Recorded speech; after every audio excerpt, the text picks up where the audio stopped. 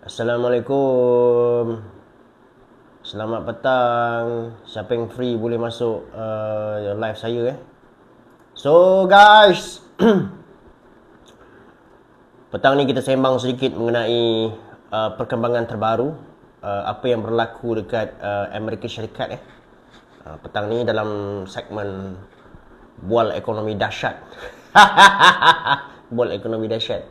Dalam segmen Bual Ekonomi Dahsyat ni, so saya akan ulas sedikit apa yang berlaku terbaru, breaking news dekat Amerika Syarikat, dan juga apa impact dan juga kesan dia terhadap kita punya domestic economy. Dan yang paling penting sekali kita guys, sebagai seorang warga Marhain kan, apakah kesan dia kepada kita? Kalau tak ada kesan kepada kita, buat apa kita peduli dengan apa yang berlaku dekat US semalam? Jadi sebab ada kesan dan ada impact. Bang, dah ada soalan dah. Sekejap Bang, macam mana nak tahu mata wang negara kukuh atau tidak? Macam mana nak tahu mata wang? Baru saya nak sembang pasal Fed naikkan interest rate ni, dah ada soalan pasal mata wang. Sebenarnya nak tahu mata wang kukuh atau tidak ni sebenarnya kita pada saya lah, dia tidak ada satu. Yalah, kalau kata mata wang tu, dia yang bagus bukan dia terlalu kukuh guys, tetapi yang bagus dia stable. Itu pada saya yang bagus. Sebab kalau mata wang tu terlalu kukuh pun tak bagus, kalau terlalu lemah pun tak bagus. Bagi saya yang bagus mata wang ni adalah nilai dia stable. Itu yang paling bagus. Sebab kalau terlalu kukuh, kita susah nak ekspor.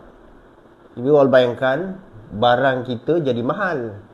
Barang masuk, of course jadi murah lah, tapi barang kita mahal. Bila barang kita mahal, susah kita nak jual kan. Tapi yang bagus ialah mata wang tu dia stable. Dia tidak menurun, dia tidak terlalu kukuh, dia stable. Dan untuk masa ni lah, pada saya dalam lingkungan RM4 lebih US dollar tu okey lah untuk rate sekarang. Topik apa ni? Baru join, sorry. Tak adalah, saya sembang-sembang ekonomi je. Boleh tengok dulu saya punya TikTok profile. Kalau berminat boleh follow guys Saya adalah Nazri Hamdan. Saya suka berbual pasal ekonomi. Sian tak ada orang tap screen. Tap lah guys, come on guys. Tap-tapkanlah screen. Okay. Bang, kalau simpan notes US dollar okey tak? USD? Suka tingkau lah simpan lah. Okey je guys, simpan, tak ada masalah kan. Kan, simpan je. Kalau kata masa US dollar tu naik nilai, korang jual lah. Kenapa Jordan mata wang tinggi? Itu saya tak pasti guys, itu saya kena tengok buku. Alia, hai bang, hai. Dulu graduan UM ya? Ya. Fiza Halim, ya, saya graduan UM. Fiza dulu graduan UM juga ke? Saya tahun 2003 ke 2004 macam tu. Kalau semua negara guna dinar, boleh tak US melingkup? Of course boleh. Of course boleh guys. Kalau semua guna dinar, of course US dollar akan melingkup. Okay. Okay guys, semalam ni Hakimi. Terima kasih Hakimi. Tuan Hakimi bagi saya cap. Terima kasih banyak-banyak. Terima kasih Tuan Hakimi Kamisha. Okay, buka panggung. Terima kasih. Okay guys, bantu saya tap screen guys. Bagi saya like sikit. Okay guys, petang ni kita berbual kita bercerita tentang apa sebenarnya yang berlaku dekat US pada semalam ni. Boleh tak saya tahu abang kerja apa? Kalau nak tahu saya kerja apa, tengok saya punya profile. Okay.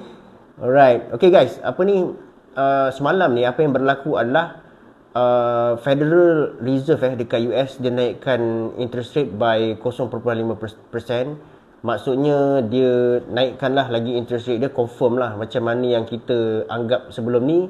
Dia naikkan interest dia sebanyak 0.5%. Dan of course dengan kenaikan Federal Reserve tu, kebarangkalian besar bahawa Bank Negara Malaysia akan naikkan interest kita pada bulan Januari nanti. Itu kemungkinan besar lah, kebarangkalian besar, sebanyak 0.25% lagi. Okay.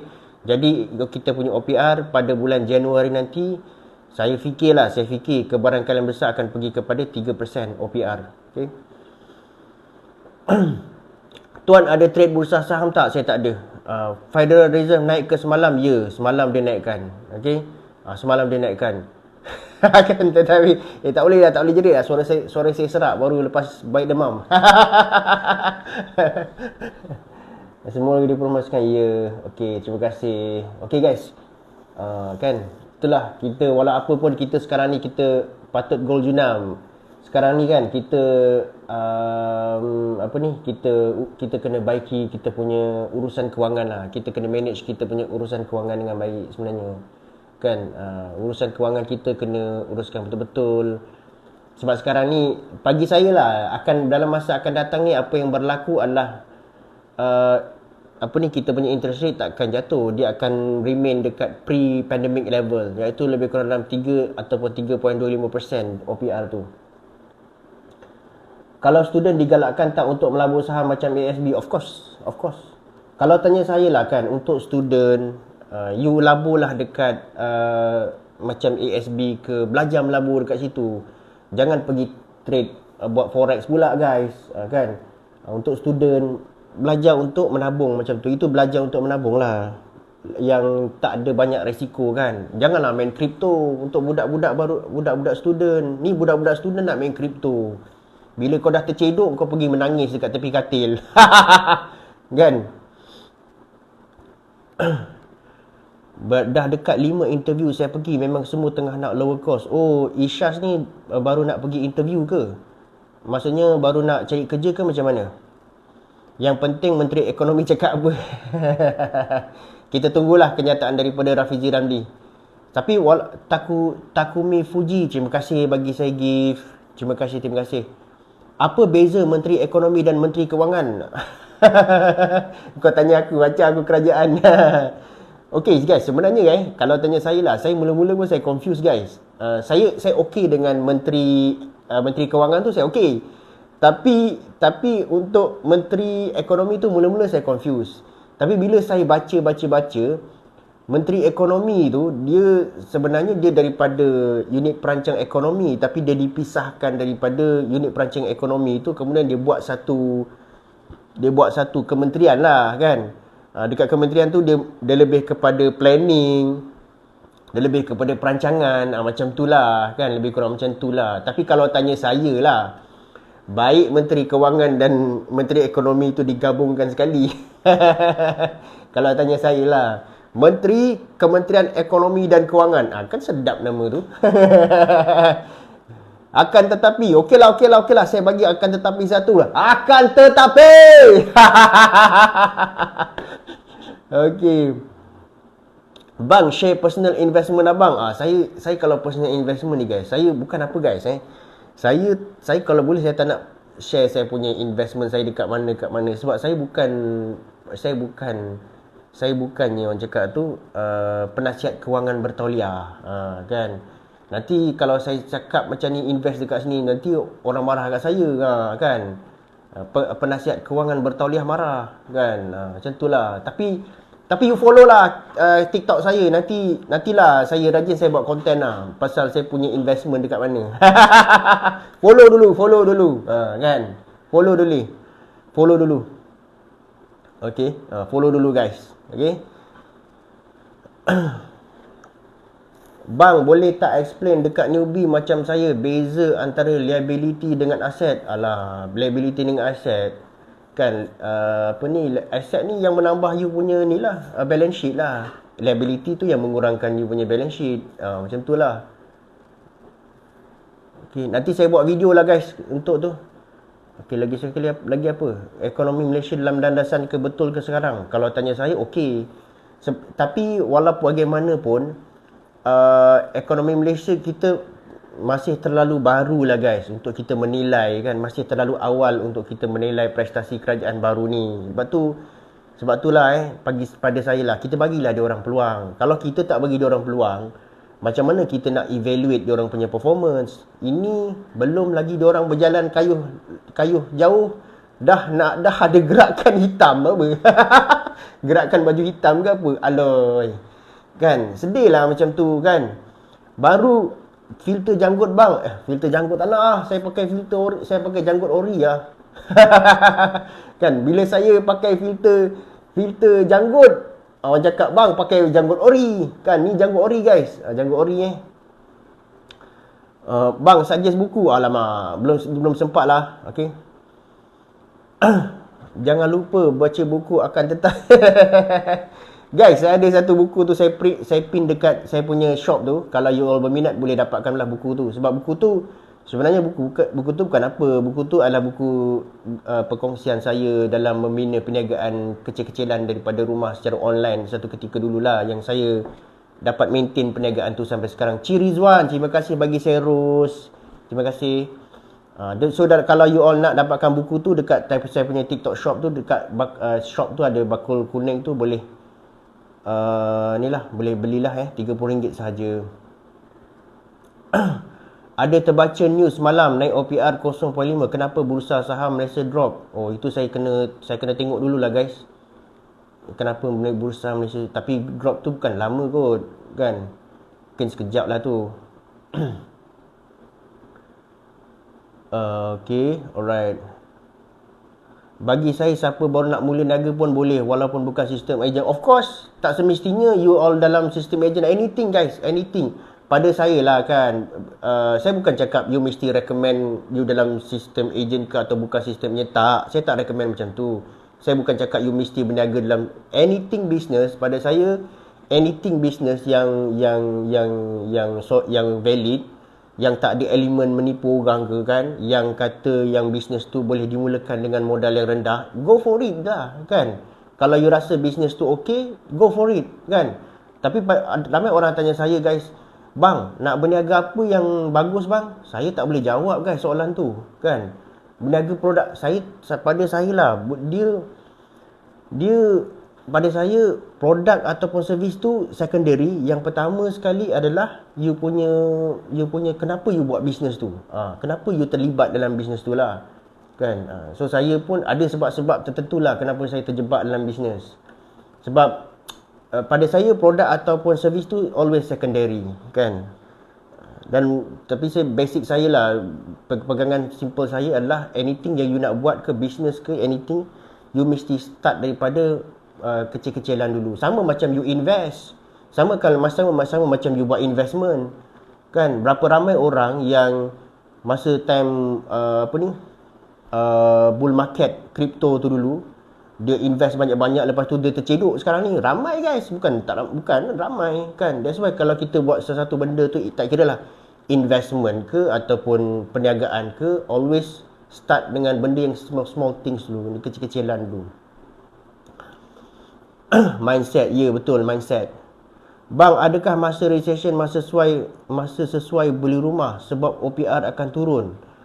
Of course lah, masa interest rate rendah memanglah sesuai beli rumah kan. Tapi recession, of course lah, masa recession ni masalah dia satu je. Ada beberapa isu lah masa recession. Contohnya macam masa recession, bank akan memperketatkan pemprosesan pinjaman kita. Tu satu contoh. Sebab masa recession kan, ramai orang berpotensi untuk dibuang kerja kan guys. Jadi pemprosesan bank tu untuk meluluskan loan kita agak ketat lah kan. Sebab dia takut masa recession ramai orang yang mungkin dibuang kerja, kita takut kita tak boleh nak bayar. Jadi diperketatkan lah. Tapi of course lah, kalau tanya saya, when is the right time untuk buat pinjaman? Of course masa OPR rendah. Kan, masa OPR rendah lah. Masa saya beli rumah pun OPR saya rendah guys. Kan, so you kena ada strategi sikit lah kan. Tapi of course kalau you punya kewangan solid, tengok you punya statement okay dan semua tak ada masalah, of course boleh dan tak ada masalah kan. Yang paling terbaik sekali bila anything nak buat loan, janganlah buat loan semasa interest tinggi. Kalau nak buat loan, buatlah loan semasa interest rendah. Masa sekarang bank melonggarkan pinjaman ke bang? Saya tak pasti. Saya tak buat loan. Buat masa ni saya tak buat loan, saya tak pergi bank. Cuba tanya bank lah. Kan, tapi buat masa ni saya tak pastilah guys, tu kena tanya bank. Zam-Zam ala Kazam. Waalaikumsalam Zam-Zam ala Kazam. Masa recession selalu rumah mereka yang ada rumah. Okey, betul. Sebab masa recession lagi satu, masa recession kan harga rumah tidaklah melambung. Janganlah beli, bila kita beli rumah contohnya kan pada masa ekonomi bagus, itulah satu hal adalah harga rumah tinggilah. Tapi pada masa recession, of course harga rumah tak melambung. Harga rumah ni kan taklah mahal. So better beli rumah masa, kalau tanya saya, better beli masa recession lah. Interest pun rendah kan. Komitmen saya tinggi tiap-tiap bulan. Sekarang bis tengah slow, down teruk bos. Oh yelah, sekarang ni kan, of course guys, saya akui lah, sekarang ni cabaran bisnes memang sangat serius lah. Siapa yang buat bisnes dia tahu lah guys, it's very challenging time. Siapa yang buat bisnes dia tahu, it's very challenging time. Okay, so itulah kan. Tapi yang berbalik kepada itulah, you kena improve you punya marketing. Lagi satu, pengurusan duit kena betul lah. Komitmen tinggi tiap-tiap bulan, bis tengah slow, betul. Okay, cuma itulah, kalau kita buat bis tu, pada saya lah, bisnes saya yelah, kadang-kadang bisnes ni kita punya cost tinggi tu sebab kita punya overhead cost terlalu tinggi. Last resort terpaksa apply AKPK. Yelah, AKPK saya tak pernah approach AKPK lah. Kalau you all ada pengalaman approach AKPK, mungkin boleh share dekat sini kot. Saya tak pernah ada experience ataupun pengalaman deal dengan AKPK ni. Macam mana lah guys? Saya memang tak ada knowledge pasal AKPK. Serius saya cakap, saya tak pernah berurusan dengan diorang. Saya tak pernah approach diorang. Surrender ASBF bayar personal loan habis, okey tak bos, atau pulang. Kalau you rasa mana yang bagus, you buat. Okay, nasib baik Grab boleh tambah side. Buat Grab far. Okay, terbaik. Sekarang ni banyak benda kita boleh buat side income kan. Kadar faedah loan rumah saya naik 0.75% bulan depan, dah jadi 7. Kadar faedah loan rumah saya naik 0.75% bulan depan, dah jadi 7%. Okay. Sekarang kan USD tengah tinggi, harga emas jatuh. So recession USD akan jatuh ke? Sekarang kan harga emas jatuh. So recession USD akan jatuh ke? Adakah USD akan jatuh? USD akan jatuh ke? Adakah USD akan jatuh? So it's difficult to say lah guys. It's difficult to say. Pada saya, USD akan start untuk weakening. USD akan start untuk lemah apabila Fed turunkan dia punya interest rate. Selagi Fed Federal Reserve meletakkan interest rate di tahap yang tinggi, untuk USD lemah ataupun weakening tu percentage ni kurang. Kalau you nak tengok, bila inflation dekat US start jatuh, ataupun dia punya interest rate dia dah start jatuh, dekat situ USD akan start lemah, akan start jatuh lah. Tapi untuk sekarang ni, dalam keadaan Federal Reserve tengah menaikkan interest rate tu semua, saya tak rasa USD akan jatuh lah. Itu pandangan peribadi saya lah. But don't take it as financial advice guys. Kan? Betul lah. Betul, Wang Kumis cakap tu saya setuju. Selagi Fed naikkan interest rate, USD tak akan jatuh. Betul. Tu saya setuju. Okay. Kenapa global bergantung pada USA? Tak boleh pakai currency lain ke untuk global payment? Maybe one day. Kan, what to do? USD memang digunakan memang sekarang ni one of the dominant currency in the world. We have to accept that lah. Kan? Bang, kenapa kalau interest rate naik, USD akan mengukuh? Senang je jawapan dia. Sebab apa?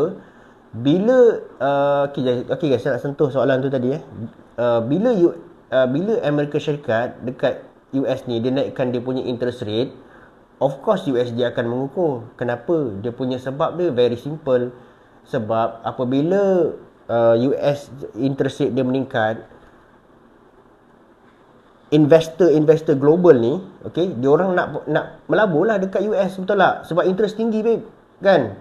Kalaulah saya ada duit, kan, saya sebagai seorang billionaire lah contohnya kan, saya nampak dekat US tu interest tinggi lah, better saya keluarkan duit saya dekat mana negara kan, saya keluarkan, baik saya masukkan dekat US. Betul tak? Sebab interest rate dekat US tinggi. Baik saya pergi masukkan dekat US. Tapi untuk saya masukkan duit ke US tu, saya kena pegang lah US dollar. Betul tak guys? Bila saya pegang US dollar, bila saya convert duit yang saya ada tu dengan US dollar, maksudnya saya membeli US dollar, kan? Jadi bila saya beli US dollar tu, US dollar akan mengukuh lah. US dollar akan naik nilai. Itu baru saya seorang. Kalau kata ramai-ramai orang buat benda sama, kalau kata ramai-ramai investor buat benda yang sama macam saya, of course lah USD akan naik nilai. Sebab ramai-ramai nak pegang USD, nak melabur dekat US sebab interest rate tinggi. Macam tu. Apa pandangan abang tentang forex di Malaysia? Nanti saya buat satu video. So USD mengukuh, confirm harga emas akan jatuh lah kan? Okay. Saya tak berani nak cakap confirm tak confirm kan, itu you kena tengok chart. Tapi guys, dia punya relationship dia antara interest rate dengan gold macam mana guys? Apa relationship dia? Relationship antara gold dengan interest rate US macam mana? Siapa tahu? Adakah dia berhubung secara positif ataupun negatif? Tu je. You kena tahu tu je dia punya asas dia. Adakah interest rate US dia berhubung positif dengan gold ataupun dia berhubung negatif? Okay. Apabila USD apabila interest rate dekat US naik, harga gold akan jatuh. Normally harga gold akan terbalik. Betul. Apabila interest rate naik, harga gold biasa dia akan jatuh. Okey, bila interest rate naik, dia punya relationship dia macam ni guys. Saya tak nak cakap harga gold naik atau tak, dia punya evidence you kena tengok chart lah. Tapi saya beritahu you dia punya basic relationship dia macam ni. Bila interest rate dekat US naik, USD akan naik. Gold jatuh. Dia punya basic relationship dia macam tu. Okey, berkadar songsang, betul. Dia ada negative correlation. Orang ekonomi cakap, kalau orang ekonomi cakap negative correlation atau negatively correlated, kan?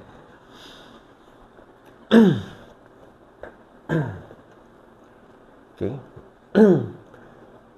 If USD mengukuh, apa efek dekat komoditi, soybean, crude oil, futures bang? Itu saya kena tengok lah guys.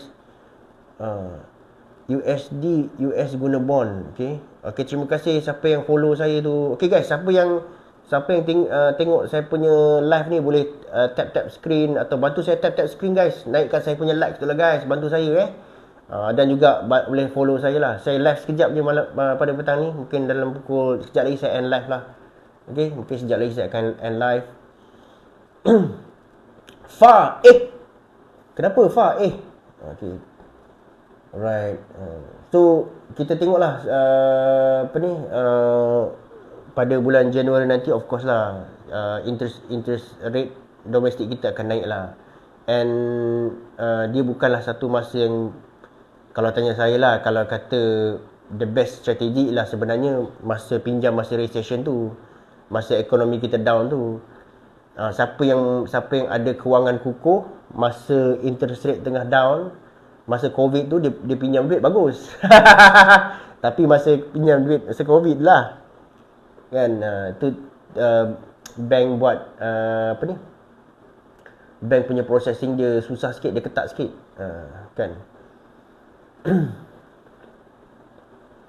Bang, komen sikit, ke mana hala tuju Malaysia ni? Komen berdasarkan view abang le, kan. View abang le. Okey, ke mana hala tuju Malaysia, ke manakah hala tuju Malaysia, ekonomi Malaysia ni? Sebenarnya lah guys, pada saya lah kan, pada saya secara jujur lah, you all jangan condemn saya pula. Kan, saya bukan apa, saya bab ni saya bersalah. Nanti orang kata saya pro kerajaan, pro pembangkang. Tak lah guys, saya bagi saya punya honest opinion lah. Pada saya lah, kita punya ekonomi semasa kita tahun 1990-an dan sebelum krisis ekonomi 1997-98, kita solid, kita bagus guys. Pada masa tu bagus. Tapi kita dah mula lost track. Kita dah mula lost track selepas kita mengalami kemelesetan ekonomi tahun 1997-98. That is the turning point. that was the turning point yang mana kita dah start lost track. Kalau tanya saya lah, kita start lost track dekat situ. Dan apatah lagi kita selepas tu dan juga semasa tahun 2000 lebih semua tu, kita memang dah lost track pada saya lah. Banyak berlaku perkara-perkara yang tidak sepatutnya pada ekonomi kita. Kita lost hala tuju kita kan. Kita lepas kita kena kemerosot ekonomi 1997-98 tu, kita dah gagal untuk jadi negara maju pada tahun 2020. Kita gagal, okey. Dan kemudian kita buat pula TN50. Siapa ingat TN50? TN50. Siapa ingat TN50? TN50 sebenarnya kita patut jadi negara maju bila? Pada tahun 2050. Kan? Sepatutnya kita, menurut TN50, sepatutnya kita jadi negara maju pada tahun 2050. Banyaklah benda yang tak sepatutnya, yang sebenarnya pada saya kita dah boleh, at least kita boleh catch up Singapore kalau betul kita menggunakan sumber-sumber ekonomi kita dengan cekap. Tapi you all faham lah apa yang berlaku selepas tu. You all faham lah 1MDB kita dah rugi berapa banyak, guys, kan? 1MDB dan macam-macam penyelewengan lepas tu yang menjadikan kita punya ekonomi tak betul, kan? Pada saya lah tak betul. Lepas tu kita dah baik buat GST, kita pun revert balik GST. Kita revert balik kepada SST. Pada saya itu pun satu kesilapan. Lepas tu kita sekarang ni kita tukar. Lepas tu pada tahun masa COVID tu pula, politik kita tak stable. You all ingat tak? Politik kita tak stable, kan? Sekejap bertukar kerajaan, sekejap itu, sekejap ini, tukar kerajaan lah pula. Alah, kan? Macam mana, guys, political instability kita nak bergerak ke depan? That's why bila kita tahun 2022 ni, pada saya lah, we should focus to get back on track lah untuk ekonomi kita, kan? Sebab the point is that without political stability, we are not going to move forward. Without political stability, we are not going to move forward. Kan? Right? Itulah pada saya lah. Sama ada you sokong siapa ke, itu doesn't matter lah, guys. Saya bukan penyokong mana-mana parti politik lah, kan? Kalau you kalau you rasa Datuk Seri Najib bagus memimpin Malaysia, it's up to you lah. You pandangan you, tak apa, itu pandangan masing-masing lah, kan? Kan? Tapi saya bukan nak menyokong siapa-siapa. Saya tak sokong siapa-siapa, tapi saya cuma fikir bahawa the time has come for us to move forward, kan? Siapa sahaja yang menjadi kerajaan pada sekarang ni ada tanggungjawab besar untuk membawa negara kita ke peringkat seterusnya, yang mana kita sudah ketinggalan jauh dengan Singapore. Kita pun dah ketinggalan dengan Indonesia, guys. Sampai bila kita nak ketinggalan? So it's time for us to move forward lah. Whoever, siapa saja yang menjadi kerajaan, mempunyai peranan yang besar buat masa ini, tak kira lah siapa, tapi dia kena menjalankan tanggungjawab dia. Okay? Bang, antara buku belakang tu mana paling favourite? Okay, guys. Buku saya lah, pada saya writer yang paling saya suka, saya have to ni adalah subjektif lah. Kalau you tak suka, tak apa. Pada saya lah, saya suka buku tulisan Dr. Mahathir. Okay, kita letak politik tu ke tepi, guys. Kita letak politik tu ke tepi. Tapi pada saya lah, saya suka penulisan Dr. Mahathir. Dan buku dia yang paling saya suka sekali bukan buku Dr. in the House. Buku Dr. Mahathir yang saya paling suka sekali adalah A New Deal for Asia. Tajuk buku dia A New Deal for Asia. Okey, kita letak politik tu ke tepi, guys. Kita bercakap pasal buku sahaja. Okey. Saya suka cara Dr. Mahathir menulis. Saya suka cara dia menulis. Personally lah. Nak kata saya sokong dia punya political view, tidaklah. Tapi saya suka cara dia menulis buku. Okey. Tu saya lah, kan. Kalau you all tak suka buku tu tak ada kat sini. Buku tu saya dah bawa keluar dah. Saya kena cari balik lah buku tu. Buku tu dia punya kulit dia warna hitam. Tajuk dia A New Deal for Asia. Dia tulis selepas kemelesetan ekonomi 1997-98, saya sayang buku tu. Ada, dia tak ada kat sini, dia ada dekat saya punya office. Kan? Saya suka buku tu. Okay. Dalam ni make sure semua buta warna politik. Okay, betul. Dalam ni kena make sure buta warna politik. Saya tak sokong siapa-siapa pun guys. Tapi saya hanya purely talk about the basic of the fundamental of economics lah. Saya pro Najib Razak tapi bab penulisan saya 7 tahun mendia. Ya, betul. Tak apa tuan, Tan Hummingbird 634, tuan pro Najib. It's okay, tak apa, tak ada masalah kan. It's okay. Kan. Saya setuju. Tapi penulisan Dr. Mahathir memang okay, memang baguslah. Bila nak buat YouTube bang? InsyaAllah tak lama lagi. InsyaAllah saya sekarang sedang merangka konten untuk YouTube guys. Nanti saya akan announce. Wawasan 2020 tak memuaskan. Adakah disebabkan kapsul masa tak dibuka? Saya tak tahu. Kapsul masa. Okay. Bang, cerita pasal orang cilok 1 sen setiap akaun tu betul ke? Betul lah. Kan? Betul lah. Memang dia cilok setiap akaun kan. Nanti saya cerita lah. Tapi dekat ni kan ada kan cerita dia sekarang ni. Dekat apa ni? Dekat Astro kalau tak salah saya. Sedang ditayangkan. Kalau tak salah saya lah, ada drama. Dia cilok duit orang 1 sen kan. Betul guys, itu cerita betul. Okay. Wawasan 2020 tak best rupanya. Mereput, menunggu, koyak dia. Okay, betul lah. Selamat petang.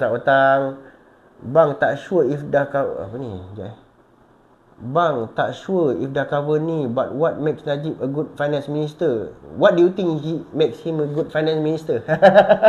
Kan, kalau you rasa dia good finance minister, what is the criteria? Of course lah, kalau this is subjective lah guys. This is subjective lah kan. Bagi saya lah subjektif lah. Bagi saya, jawatan Perdana Menteri dan jawatan Finance Minister sepatutnya dipisahkan. It should be separated. Pada saya, even though sekarang ni pun saya tak tahu pada you all lah. Saya tidak bersetuju Datuk Seri Anwar Ibrahim pegang jawatan portfolio Kementerian Kewangan. Itu pada pandangan saya lah. Okay, pada pandangan orang lain saya tak tahu. Tapi for me, Finance Minister and Prime Minister should be separated supaya ada check and balance, kan? Supaya ada check and balance, kan? Tapi kalau you rasa Najib Razak is a good finance minister, I'm not sure lah about that kan. Itu terpulang lah masing-masing lah kan. Just for saya punya komen adalah Finance Minister and Prime Minister should be separated. Yang pertama sekali mewujudkan tradisi Finance Minister adalah Prime Minister adalah Finance Minister start daripada Dr. Mahathir lah kan. Masa tu bila dia sack Anwar, bila dia pecat Anwar, dia ambil jawatan Menteri Kewangan. Sampailah tradisi tu diguna pakai lah sampai ke hari ni. Pada saya, I don't agree with that in principle. In principle, I don't agree with that. I think for the purpose of check and balance, Prime Minister and Finance Minister function should be separated untuk check and balance. Macam mana seorang CEO tu, you bayangkan dia CEO, lepas tu dia pegang jawatan Finance Manager. Pada saya macam tak kena lah kan. Between all PM, Tun Abdullah is the best PM based on Professor Muhammad Abdul Khalik book Antara Dua Darjat. Oh, okay, saya tak baca lagi buku tu. Maybe, I don't know, maybe kan. Bang, macam mana perspektif abang mengenai ekonomi Johor? Saya tengok makin maju, mungkin abang boleh saing Penang. Okey. Johor Okey, Johor okey je. Awak duduk kat Penang ke? Pak Mal Channel. Duduk kat Penang ke? Johor ni pada saya lah pandangan saya lah. Antara halangan terbesar dekat Johor untuk dia lebih bergerak ke depan adalah infrastructure. That is for me. Kalau kerajaan negeri lah especially boleh baiki benda ni dari segi infrastructure, Johor is going to be an economic powerhouse. But the obstacle dekat infrastructure. Contoh, contoh dekat kawasan Johor ni, you all okay ke saya komen pasal ekonomi Johor dan perindustrian Johor? Dekat Johor ni, dia punya halangan terbesar dia adalah infrastructure. Contoh dekat Johor, walaupun dekat dekat kawasan perindustrian yang memang orang cakap tu matured punya kawasan perindustrian, yang memang dia menyumbang satu sumber ekonomi besar dekat Johor ni, dekat negeri Johor, setengah kawasan perindustrian yang memang matured masih lagi tidak ada Unify, kan masih lagi pakai Streamix. Saya tak tahu sekarang ni macam mana lah, but beberapa tahun dulu dia masih pakai Streamix lagi. Lagi satu, jaringan infrastruktur dari segi jalan raya. Kalau you tengok dekat jalan raya ni, kawasan perindustrian ni masih menyedihkan lah, kan. Lagi satu, macam highway pun sama. Highway masuk ke Johor ni saya tak faham, saya masih tak boleh brain kenapa highway dekat Johor ni masih lagi 2 lane. Sepatutnya kan 3 lane. Kenapa masih 2 lane? Saya tak faham. Sepatutnya benda tu dah upgrade dah. Jadi kalau kata Johor dia boleh improve dari segi infrastruktur ni, saya rasa Johor boleh pergi jauh. Seriously saya cakap. Tapi dari segi infrastruktur lah guys, dia punya challenge pada saya lah adalah dari segi infrastruktur. Bang, betul lah Johor adalah negeri penyumbang terbesar. Penyumbang terbesar Selangor, tapi Johor antara yang terbesar lah. Bang, satu jaringan pengangkutan. Okey, betul, kan. Pengangkutan awam infrastruktur masih lemah lagi lah dekat negeri Johor ni. Tapi kalau dia boleh baiki bab tu, saya rasa ekonomi Johor boleh boom. Okey. Saya duduk Skudai. Oh, duduk Skudai. Okey, terima kasih. Balik kampung mesti jam. Ya. Mantap bang, semoga terus maju, sihat walafiat. Terima kasih.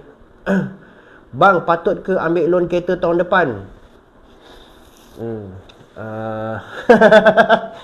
You rasa patut ke ambil loan kereta tahun depan? Dia macam ni lah guys. Kalau kata you confident, you yakin dengan you punya kerja, you yakin dengan you punya komitmen, ambil je lah, tak ada masalah.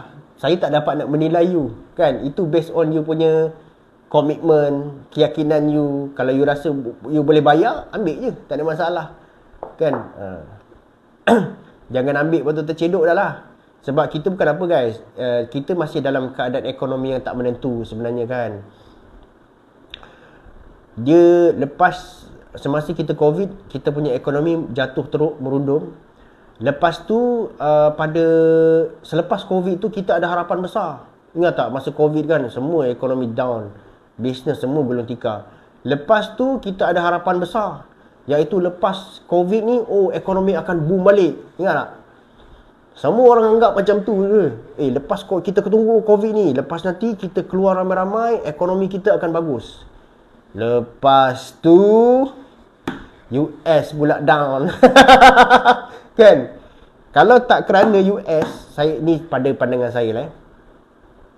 Kalaulah tak kerana US naikkan interest rate dengan kadar yang sangat tinggi pada masa sekarang ni, saya rasa economic growth kita akan better.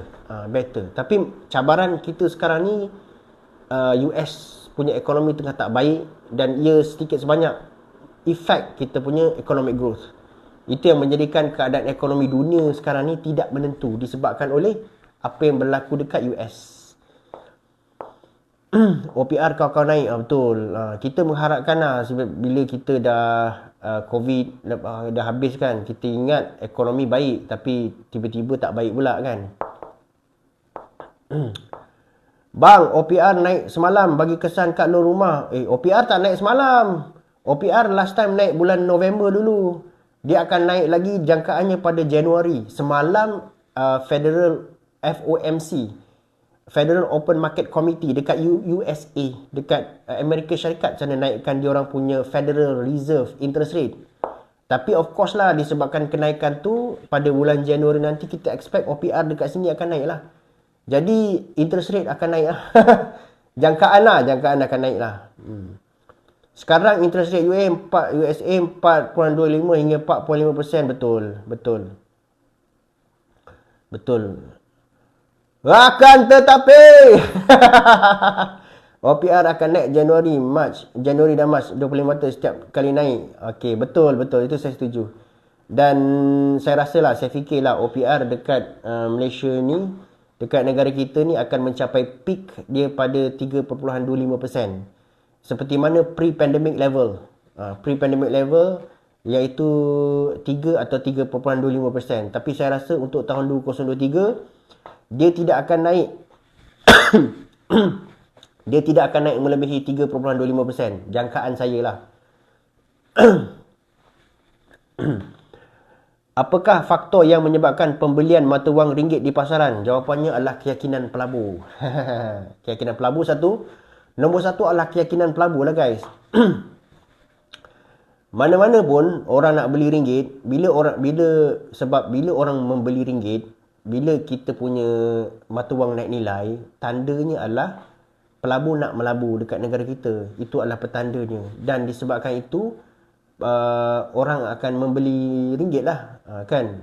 Mata wang ringgit pun akan naik. Jadi kalau pelabur yakin dengan negara kita, dia orang akan membeli ringgit untuk melabur dalam negara kita. Itu je guys. Tapi of course lah, untuk bina keyakinan pelabur tu, nombor satu pada saya political stability.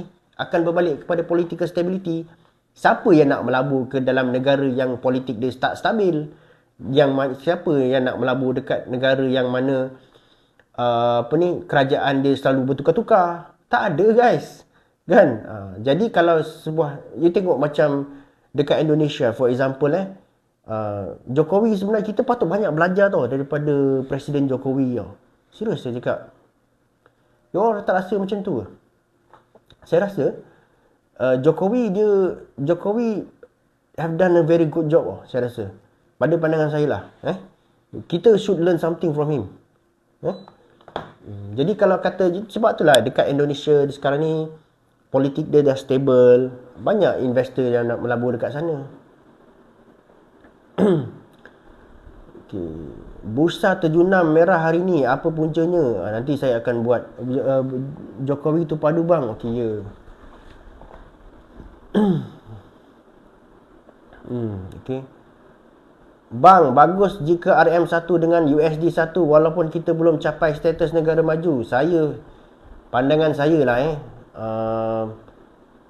1 USD bersama dengan 1 ringgit tak mungkin. Itu pandangan saya lah. Kita tak mungkin sampai ke level tu.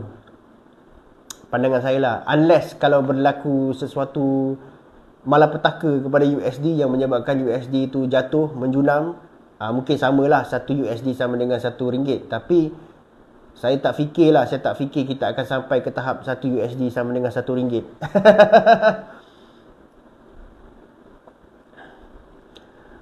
Bang, listkan website kita tahu tentang ekonomi luar dan tempatan. Okey, boleh, nanti saya listkan. InsyaAllah lah, insyaAllah. Banyak sangat permintaan guys. Okey. Terima kasih. Okey. Betul bro, tak mungkin. Yang penting adalah purchasing power untuk ringgit kita, betul. USD jatuh, semua mata wang jatuh. Maybe.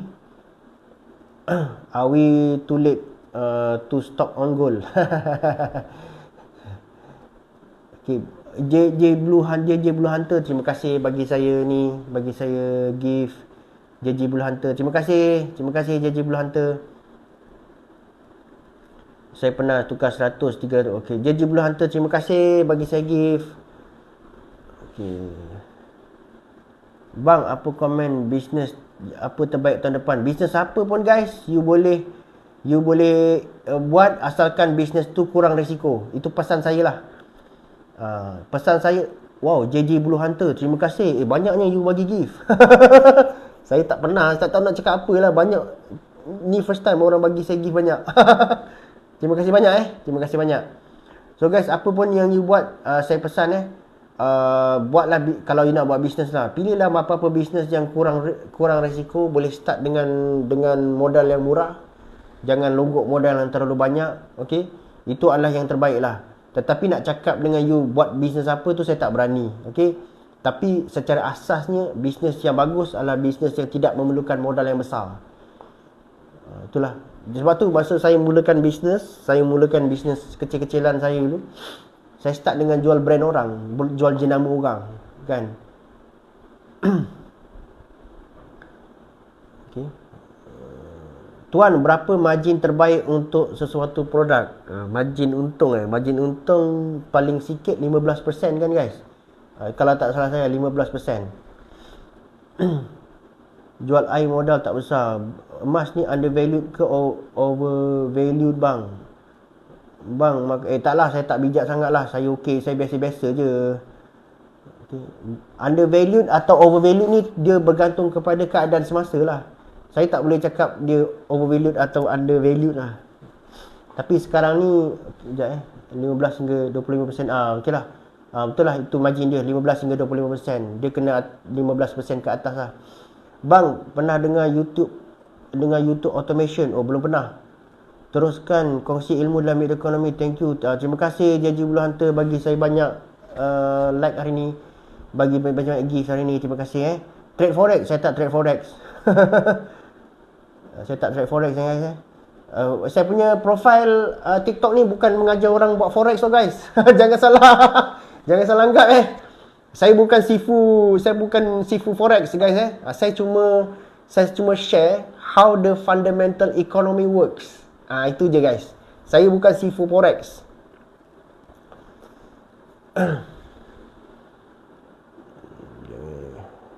Bang, dulu study ekonomi dekat mana? Saya study ekonomi dekat University Malaya.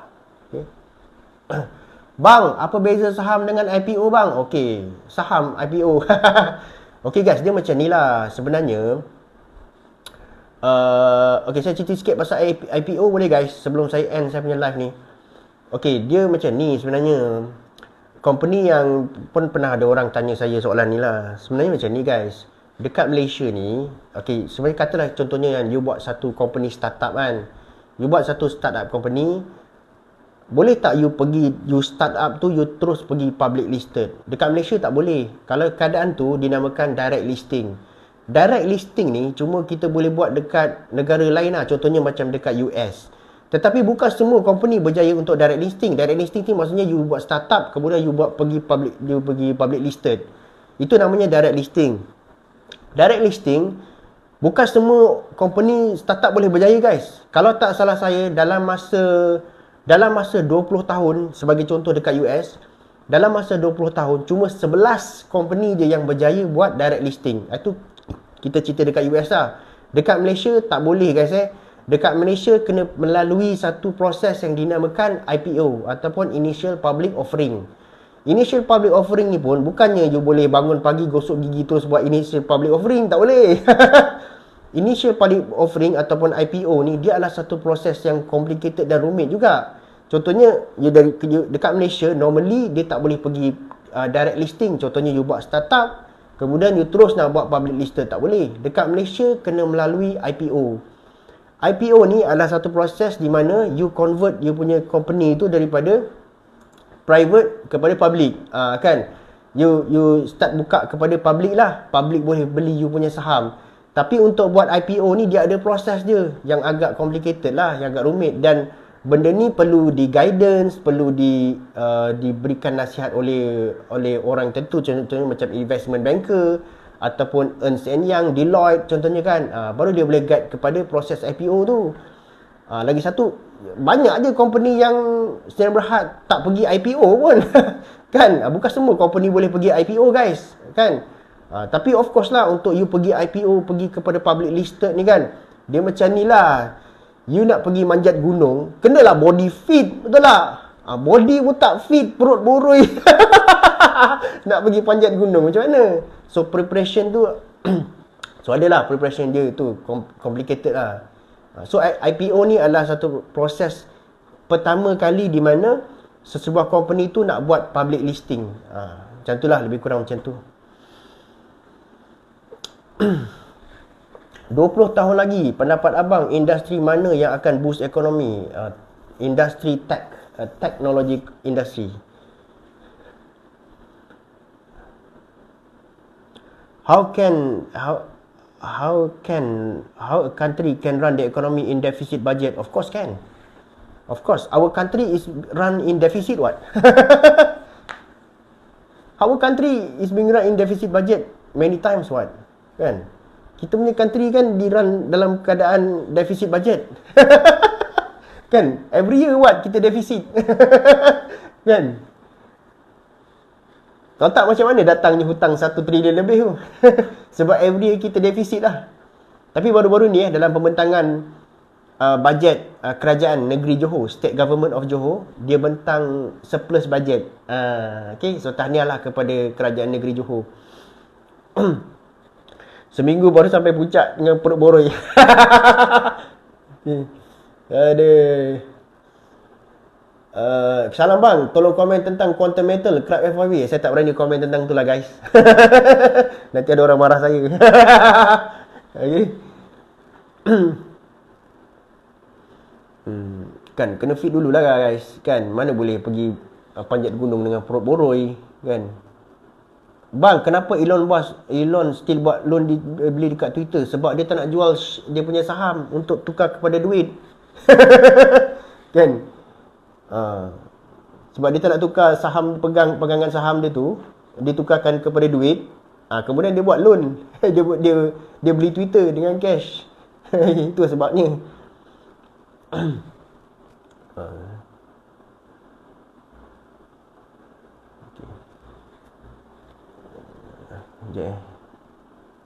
Tips menyimpan janggut.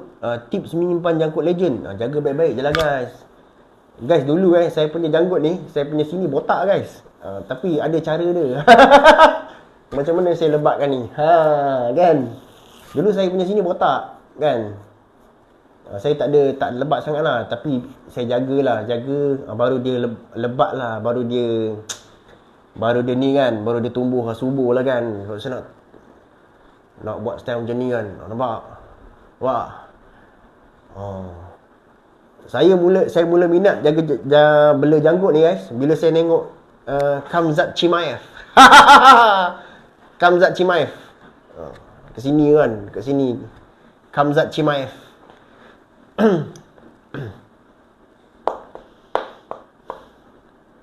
Mindset orang kaya dengan miskin ni berbeza bang. Walaupun orang kaya boros, orang miskin nak jimat betul. Mindset orang kaya dia selalu nak gandakan apa yang dia ada. Apa cara dia bang? Cara dia jaga baik-baik. Bang, hutang sebuah negara ni boleh selesai tak? Saya tak rasa boleh selesai lah.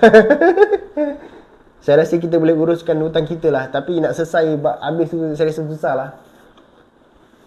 Layan UFC baik. Layan. Apa pula tak layan? Dia macam ni lah guys. Jaga janggut ni you kena, pada saya lah, saya selalu bersihkan kan. Lepas tu letak minyak kan. Bagi dia lebat sikit lah kan. Jagalah, kita kena belai dia lah kan. Nak topi tu boleh. Ini topi kesayangan saya lah. Mana boleh. Macam mana nak keluar dari B40 bang? Sedih. Kalau nak keluar dari B40 ni, satu je lah saya punya nasihat tak boleh bergantung pada satu pendapatan lah. Itu nasihat saya lah. Kalau kata you ada gaji kan, and then you remain dengan one source of income, you akan terus stuck dekat B40. Saya cakap terus terang. Okay? Ni nasihat saya secara jujur lah. Pada saya kena cuba untuk dapatkan punca income yang lain. Dia tak boleh bergantung full dengan gaji je guys. Kalau you full bergantung sepenuhnya dengan gaji, you akan terperangkap dekat B40. Bang, buang filter janggut. Ni ori lah. Mana ada filter? Ni ori.